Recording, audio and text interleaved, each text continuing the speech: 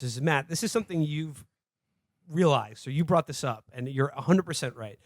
Is that this trilogy of shows, starting with Eastbound, are really all about American Protestantism. Yes, and that's what makes it unique. And I've loved all these shows, but I always thought there's something weird about them. They're not like other comedy shows. Like I remember watching loving Eastbound and Down, but always thinking this isn't work. It's always unpredictable, and the things happen don't scan with what I expect out of comedy. Like the moment that always stuck out for me is when he fucking goes to do the pitch off at the dealership, knocks fucking Craig Robinson's eyeball out, and then his brother, who the whole show has been like, you got to straighten up and fly right, Kenny, just goes, hell yeah, and they just destroy the fucking car dealership. And I was just thinking, that's not how comedy works. I don't get it. I like it, but it's weird. And then when they announced that the Gemstones was the last show that he's doing, part of the end of the trilogy, that I realized this is all because the reason it's weird is because it's Protestant comedy, which America mostly doesn't have. Most of the people who are good at comedy in America are minorities or Jews or Canadians, people with some outsider status and sense of anxiety about their place. And so comedy is about people who might be oafish and might be selfish, but they're always going to either be roiled with the discomfort of knowing that they're fucking up, or will be punished by the world for fucking up. But Larry David, exactly. But it's the opposite of that here, because Larry David is like a McBride character in that he's never wrong, but he's always punished. In the McBride universe, these guys are completely self-centered, monstrous ego pieces of shit, nothing but avarice and desire, and then they go out into the world and it bends to their will. They never feel bad about anything. They never repent on anything, and they are rewarded by the world. And that's not how most American comedy works. And so it's like that's what makes it different, but that's what makes it so perfect, because it's an emblem. It's not made by American Protestants, and it represents a Protestant view of the world, because you're never wrong. You're never. You might sin, but you will always be redeemed by God, and that's what matters. It doesn't matter what any of these assholes around you think about it. And even if you are wrong temporarily, you were meant to do so because it was a necessary detour on your way to being even more right. Exactly. Yes. And so these shows, it's like these guys, they should be owned. Why are they not getting owned? Because they live in the Protestant world. And all of the Danny McBride characters, beginning with Kenny Powers, Neil Gamby, and now Jesse Gemstone. The thing that unites all of them is not just that they're bone deep knowledge that they are always right and everything they do is correct.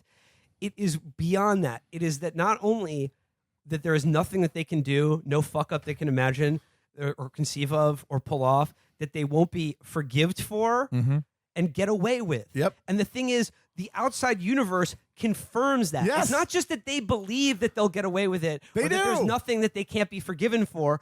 Over and over again, no matter how awful they are. Think of the unbelievably awful things Kenny Powers does in that show. He's forgiven and rewarded for all of it. Yep.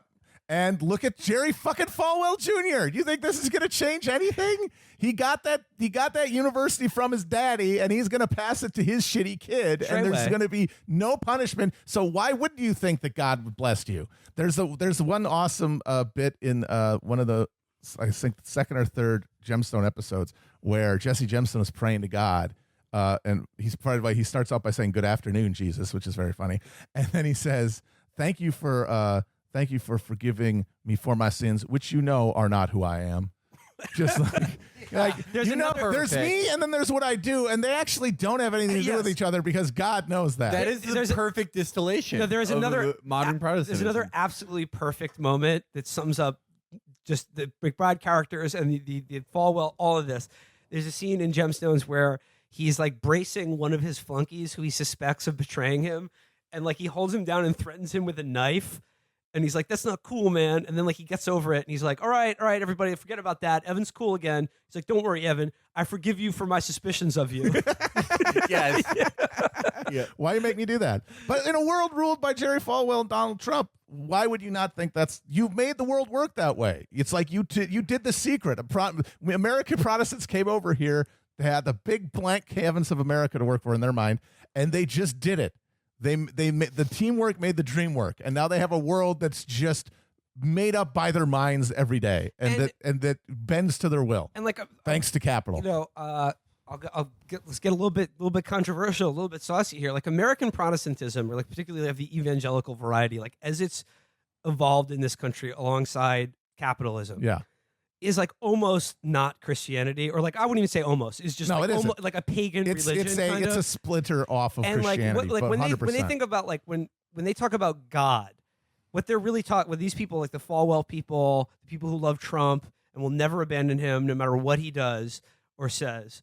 What God and Jesus Christ is America, and America Yep. is capitalism. Yep. It's making money. It's having a big ass military. It's kicking ass. It's the flag. That is it's that the is what, McMansion. It's your patio. and that the comfort and luxury that you live in are all evidence Yeah. of how right you are. Yep. Right. Dolan has always said like American Protestantism is worshiping America, or America personalized as God. Yeah. But I'd take it maybe a little step further that in the good part of the Bible, the first part, there's the one form of God, Yahweh, more personalized God who speaks directly to David, most notably, grants him military victories. He's a very conceivable God. And then there's Elohim, the ghostly God who never speaks directly to people, always appears through his works, always appears through his miracles or metaphorical appearances, and typically appears in stories of struggle and things like that. But the Protestants have created both. Whenever something good happens, it's Yahweh. It's he has told me. He has told me to invade Iraq. He has told me I'm not this pool boy thing. I'm not this. I'm not that. He has told me that I will succeed. He has directly engineered my success, but it's also me. Elohim is in my times of tribulation, in my worst moments, in my downfalls, in my moments of doubt. That's when God is. He also wants me there. He's there with me, proving that I don't really have to change that much. He's guiding me. I can't be wrong because Elohim is right there with me. They get to have it. They get to have it both ways, and the Protestant transubstantiation is beautiful. And perversely, the only people that aren't forgiven in all of this, and like if you don't believe any of this, look at how George W. Bush has been rehabbed in American culture. Mm-hmm. Like with the Iraq War, it's like it never happened, Yeah. or it's just like, oh, like like Felix said, that's not me. We all make mistakes. Like all my struggles is lessons. Yeah. I'm better now. I'm here. I still love God. Yeah. He still loves me. Mm-hmm. The only people who are not forgiven are the weak. Yeah. Mm-hmm. Because if they were, it's for the people who don't have anything, who are poor, Yeah. who suffer, who and then when you're confronted with that, be like, guess what? It's your own fucking fault. Yeah, you're You should losers. have made better choices, loser. Yeah. Did you Yeah. try talking to God, dumbass? Yeah. And it's like if God favored you, he would have shown it by now. You're a loser, folks. Bye-bye. Bye. John Calvin had the exact same belief system, but Calvin was a lawyer and he was a product that he went through great lengths to try to obfuscate how monstrous this ideology was. And there was also in the early Calvinists, there was the uncertainty because there was this thing of like, there are fruits that we can kind of look at, but they're not sure. None of us know for sure where we're going, and that kind of anxiety was built into it. But over time, enough plenty just wipes that out, and it's like, I'm definitely. I mean, because like how favored could you be? Everyone was shitting in a bucket. Now there's because of plenty of capitalism and the bountiful bounty of the continent. There's so much shit to have that God's favor can become very clear when you've got the in-ground pool and stuff. It's like I'm pretty sure that God picked me.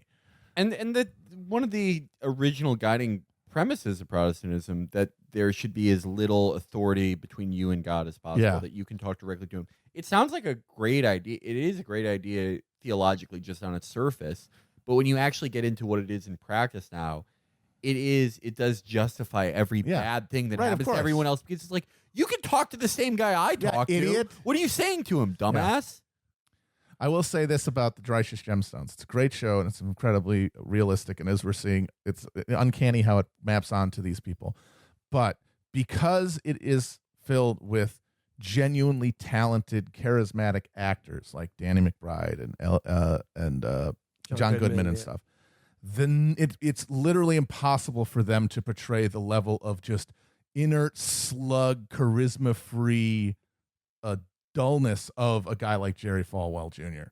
You can't do it. They're just too. They have a spark, so they could not portray someone that dull and flat and gray. And that is a big part of it. The fact that such a nothing has this position is also a big deal and a big component of the sickness at the heart of it. That is to wrap it up. I guess that is the most disaffecting thing to me. You know how we're always saying nothing ever changes except it gets worse. Yeah, it is. We have the same televangelist shitheads as we did in the 80s, but at least they were showmen. Goddamn right, man. Can't fucking say that about Jimmy Jr. Swaggart weeping. Yeah. I have sinned. Can you imagine that fucking just Jim Baker still got it. Though. Jim Baker still got Jim Baker it. does still have it. But can you imagine just this fucking like beard covering a no chin motherfucker trying to like summon some tears for that kind of speech? Impossible. All right. Well, again, I think that does it for the episode. I hope you enjoyed this tale of American lust, greed, and God. Yes, and if you are a good Protestant, if you feel like we're misrepresenting the theology, please send all complaining emails to Virgil Takes. Yeah. If you're one of those Norwegian Protestants who doesn't do any of this, just sort of feels bad all the time, I'm declaring you're Jewish. Welcome. All right. God bless everybody. God bless. God bless. Bye.